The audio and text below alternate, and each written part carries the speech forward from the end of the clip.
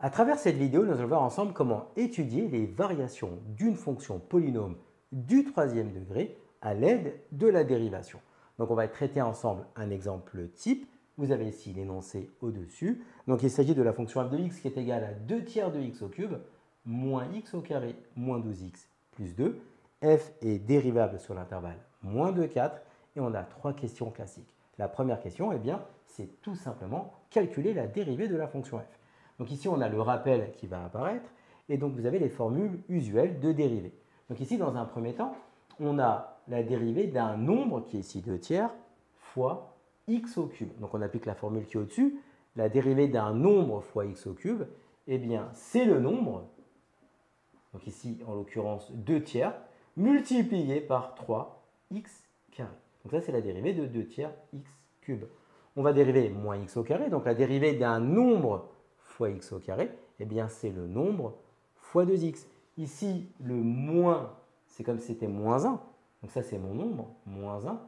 Et la dérivée de x au carré, ça va être 2x. Donc ça nous fait fois 2x.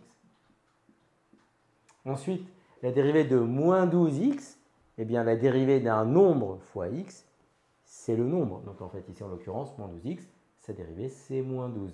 Et enfin, la dérivée d'une constante, eh bien, c'est 0. Donc plus 2, sa dérivée, c'est 0. Donc là, on a la forme de notre dérivée. On va réduire, si possible, l'expression, la simplifier. Donc dans un premier temps, on voit bien que si nous faisons 2 tiers fois 3x au carré, eh bien, on va pouvoir simplifier par 3. Donc il va nous rester 2x au carré. Moins 1 fois 2x, ça fait tout simplement moins 2x. Et enfin, moins 12. Et donc là, on a répondu à la première question, la dérivée de la fonction f. On passe à la deuxième question.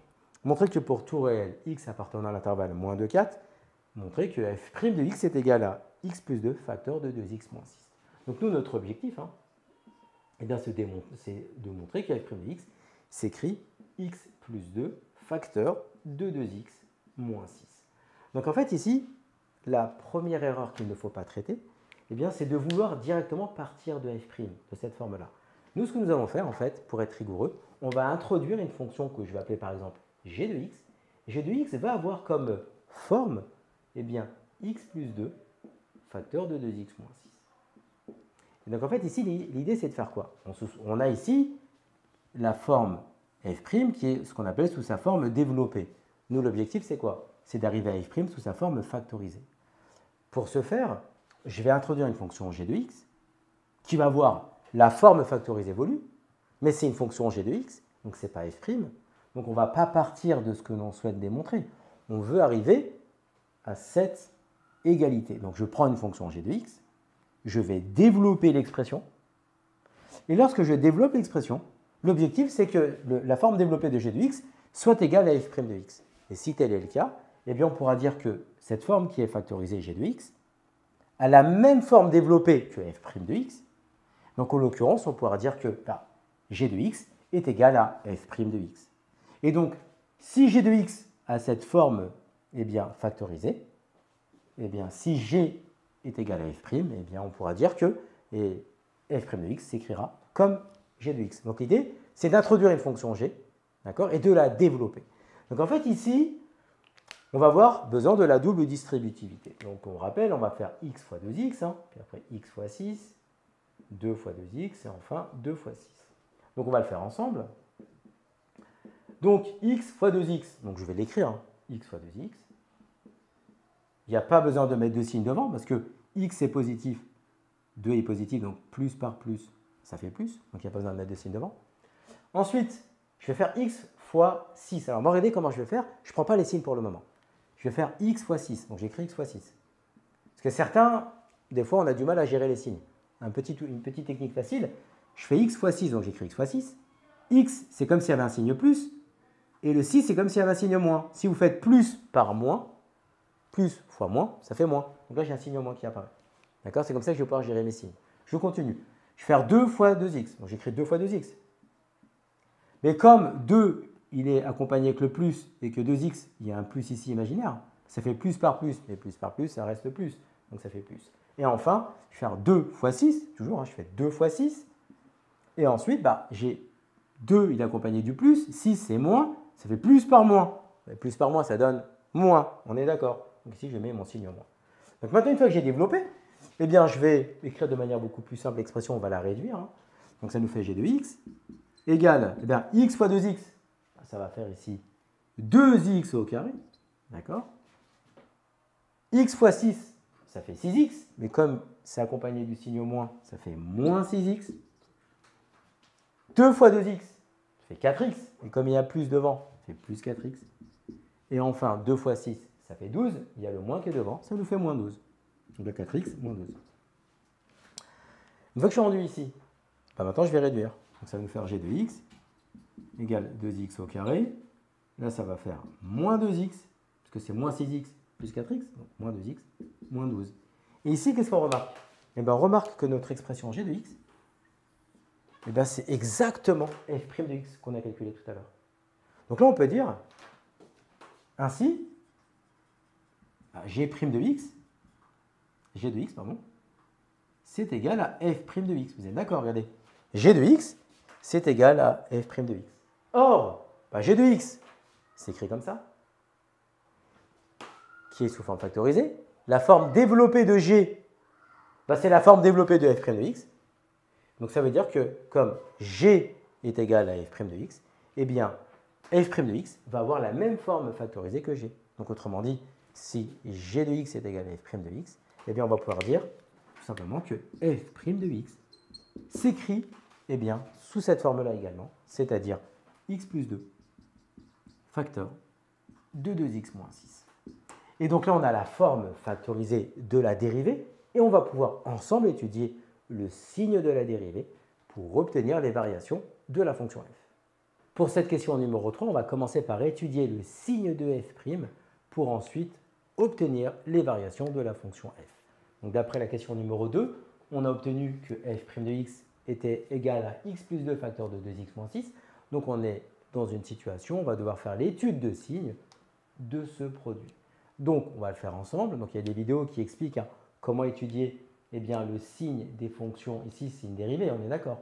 Mais ça, c'est la dérivée d'une fonction du deuxième degré qui est sous forme factorisée. Donc, il y a des vidéos qui vous expliquent comment faire ce type eh bien, de signe. On va reprendre la méthode ensemble. Dans un premier temps, je prends le premier facteur x plus 2. Donc je vais écrire x plus 2 égale à 0. D'accord? Donc on va résoudre cette équation. Donc ça nous fait x est égal à moins 2.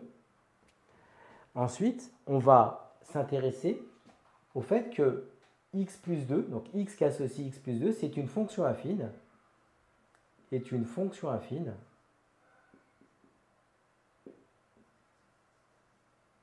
croissante. Pourquoi? Parce que son coefficient directeur, qu'on va appeler a ici, eh bien c'est le réel qui est devant le x. Ici, en l'occurrence, c'est 1, parce qu'on a x là, donc c'est comme si on avait un x. D'accord? Je l'écris en rouge là, c'est comme si on avait un x. Donc ça, c'est son coefficient directeur. Car a, qu'on appelle le coefficient directeur, est égal à moins 1, c'est positif. Donc en fait, on va en avoir besoin pour faire le signe. Donc pour étudier le signe d'une fonction du premier degré, on commence par étudier son égalité, donc par rapport à 0, et ensuite on regarde si on a une fonction affine qui est croissante ou décroissante. J'applique le même raisonnement pour 2x moins 6. Je fais 2x moins 6 égale à 0, donc 2x est égal à 6, parce que le moins 6 passe en plus 6, je vais diviser par 2, donc x est égal à 6 sur 2, et donc x est égal à 3. Ensuite, le même procédé que tout à l'heure, c'est-à-dire que x qui associe 2x moins 6 est une fonction affine croissante, car son coefficient directeur ici, qu'on appelle a, eh bien c'est le nombre qui est devant le x, ici c'est 2, et il est positif, donc la fonction est croissante. Donc maintenant qu'on a ces deux informations-là, on va pouvoir compléter le tableau que j'ai mis ici. Donc, x plus 2 s'annule en moins 2. Alors, notre intervalle, c'est de moins 2 à 4. Eh bien, ça s'annule en moins 2. Là, je vais mettre une barre ici, et ça annule cette expression x plus 2. On fait la même chose pour 2x moins 6, 2x moins 6, ça annule en 3.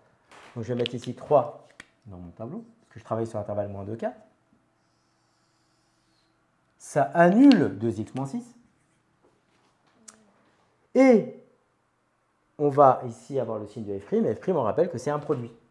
Donc si on a un produit, si un des facteurs s'annule, le produit s'annule. D'accord? Donc ici, on aura 0 et 0. Donc nous, l'objectif, c'est de remplir ces cases au niveau des signes. Et donc, on rappelle dans un premier temps, on a dit que, je vais prendre la deuxième ligne, qui est plus facile à expliciter, puis on reviendra aussi pour la deuxième, sans souci. 2x moins 6, on sait que c'est une fonction affine qui est croissante. Ça veut dire quoi? C'est en fait, regardez, si je faisais un schéma approximatif. La fonction 2x moins 6 s'annule en 3. Ça veut dire quoi? C'est-à-dire en fait que quand x égale à 3, 1, 2, 3, ici, elle va passer par l'axe des abscisses. Alors, l'ordonnée à l'origine, c'est moins 6, mais en fait, si on faisait une courbe approximativement, donc là, c'est moins 6 ici, hein, c'est l'ordonnée à l'origine, voilà, on aurait une droite qui serait comme ça. Et qu'est-ce qu'on remarque sur ma droite ici? Comme elle est croissante, ça veut dire que jusqu'à 3, vous êtes d'accord? On voit ici, elle est en dessous de l'axe des abscisses. Donc, si elle est en dessous de l'axe des abscisses, ça veut dire en fait qu'elle est négative. Et après 3, elle est positive. Donc, en fait, ici, si je prends mon 2x moins 6, et bien là, on va avoir signe moins, et là, on aura signe plus. Vous êtes d'accord? Avant 3, on est à gauche, on est en dessous de l'axe des abscisses, donc je suis forcément négatif. Après 3, je suis au-dessus de l'axe des abscisses, donc je suis positif, je mets plus ici. Si je fais la même chose pour x plus 2, x plus 2, je fais un petit dessin, je le fais là, pour nous aider. X plus 2. On sait que ça s'annule en moins 2. Ça veut dire quoi? Ça veut dire que si je me mets ici à moins 2, moins 1, je fais approximativement. Moins 2, on est là, ça s'annule. D'accord? On sait que c'est une fonction qui est croissante, donc elle va monter. L'ordonnée à l'origine, bah, c'est le 2 là. C'est-à-dire qu'elle va être ici en 2. Donc si on voulait faire quelque chose d'assez cohérent, ma droite, elle va être comme ça. Donc il y a également des vidéos qui expliquent comment représenter graphiquement une fonction affine. Donc n'hésitez pas à regarder la vidéo. Donc là, on a notre fonction ici affine qui représente x plus 2. Qu'est-ce qu'on peut lire? Eh bien, quand on est à gauche de moins 2, elle est en dessous de l'axe des abscisses. Donc on est négatif. Bah, nous, ça tombe bien, nous on démarre à moins 2, donc la partie à gauche, on ne l'a pas. Nous, on n'a que la partie à droite. Mais quand je regarde la partie à droite ici, je suis au-dessus de l'axe des abscisses. Mais si je suis au-dessus de l'axe des abscisses, c'est-à-dire que dans mon tableau de signe, je vais mettre que des plus. Donc je mets plus. D'accord? Maintenant que j'ai fait ça, j'applique la règle des signes. Plus par moins, bah, ça fait moins. Et plus par plus, ça fait plus. Et donc ensuite, dans le cours, on nous dit que si sur un intervalle f', le signe de f' est négatif sur un intervalle, et bien sur ce même intervalle-là, la fonction elle est décroissante. Donc en fait ici, la fonction f, sur l'intervalle moins 2, 3, va être décroissante. Et sur l'intervalle 3, 4, comme la dérivée elle est positive, bah, la fonction elle est croissante. Donc croissante. Donc là on a ici fait notre tableau de variation et on va le compléter, c'est-à-dire qu'on va déterminer la valeur de f de moins 2, de f de 3 et de f de 4 qu'on va intégrer ici dans le tableau. On le fait ensemble tout de suite. Il faut compléter le tableau de variation qu'on a fait pour vous, c'est-à-dire l'idée c'est de donner les valeurs des images de f de moins 2, pardon, de 3 et de 4. Donc en fait, ça consiste à faire quoi? On rappelle que f de x, c'est cette expression-là. Donc si on veut l'image de moins 2, bah, je prends la fonction f, je remplace tous les x par moins 2, comme j'ai fait ici.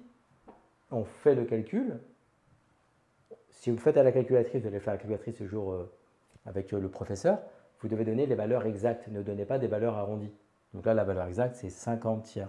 Donc l'image de moins 2 par f, c'est 50 tiers. Donc là, à moins 2, je mets la valeur ici, 50 tiers.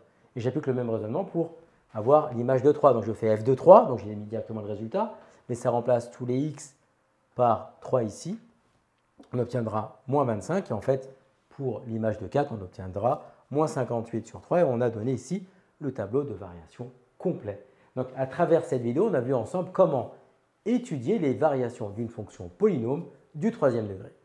Comme tu as kiffé la vidéo et que tu veux des bonnes notes en maths, alors tu mets un pouce bleu, tu t'abonnes à notre chaîne, tu poses un commentaire, on y répond sans problème. Ensuite, on t'embarque avec nous sur g20enmaths.com, des exercices corrigés, des détails de ouf avec ça. Plus d'excuses pour ne pas avoir de bonnes notes en maths. Et bien sûr, rendez-vous sur nos réseaux sociaux.